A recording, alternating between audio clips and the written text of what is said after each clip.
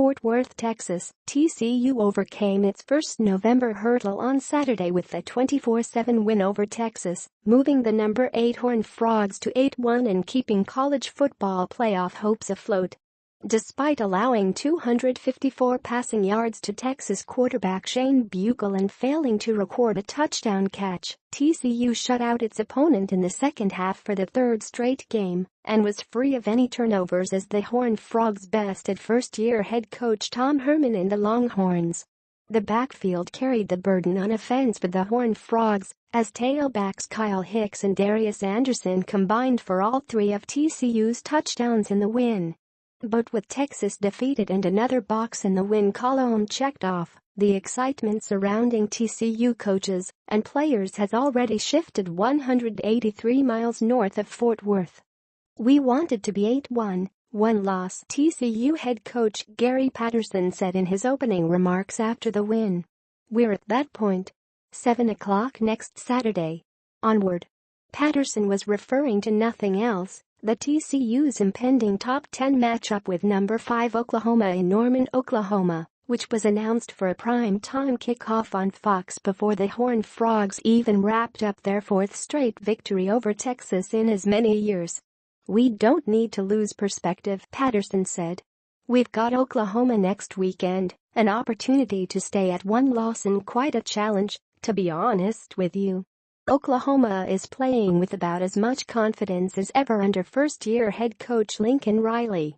The Sooners prevailed in a 62-52 shootout over number 11 Oklahoma State on Saturday. Quarterback Baker Mayfield set a single-game Oklahoma record with 598 passing yards in the Bedlam game victory. But after holding Texas to negative yardage in the first quarter and forcing 3 turnovers on downs, TCU players were already pumped up for the opportunity to shine bright under the lights in front of 86,000 fans at Gaylord Family Oklahoma Memorial Stadium on November 11 after the win. Even if it's an environment in which Patterson says he can't hear himself think. "It's a fun place to play," TCU linebacker Ty Summers said after the win.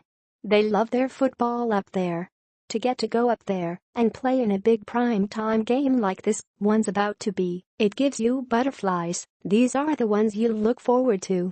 TCU played in its closest game of the season last time the Horned Frogs visited Norman in November 2015, falling to the Sooners by just 1 point, 30-29. Players expect a similar narrative this time around as the Horned Frogs get their second and final shot at defeating a Mayfield-led Sooners team on the road. "I'm expecting a great game," TCU defensive end Matt Boesen said. "They have a great team and great offense. We've got to contain Baker Mayfield and stop him from scrambling around. We're all looking forward to that one." As intimidating as facing Oklahoma's high-flying offense in enemy territory may be, Boesen said the circumstances provide even more motivation for him and his teammates. "I think as a team we like being under pressure, being the underdog, and just getting after that," Boesen said. Though Oklahoma may own the most prolific offense in all of college football with a Heisman-caliber quarterback at the helm, the TCU defense has reason to be optimistic after holding Texas to single digits on Saturday, marking the 5th time they've done so through 9 games played.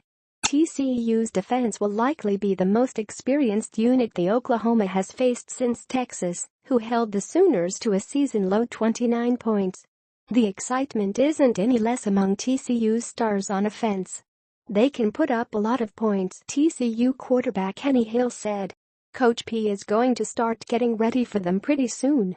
We'll start watching them a little bit tomorrow, after watching Texas film, and then it's just getting your mind ready for another week." TCU took an early 21-7 lead against Oklahoma in Hill's first season as starting quarterback at TCU in 2016, but the Horned Frogs fell just short in a 52-46 loss. Despite the impending challenge, some players are taking a moment to celebrate TCU's latest triumph over its in-state rival before full preparations for Oklahoma begin. That includes running back Kyle Hicks, who rushed for 2 touchdowns in the win over Texas. "I'm just going to enjoy this win and think about Oklahoma starting tomorrow," Hicks said. We control our own destiny right now, and so we've just got to win out and do our thing."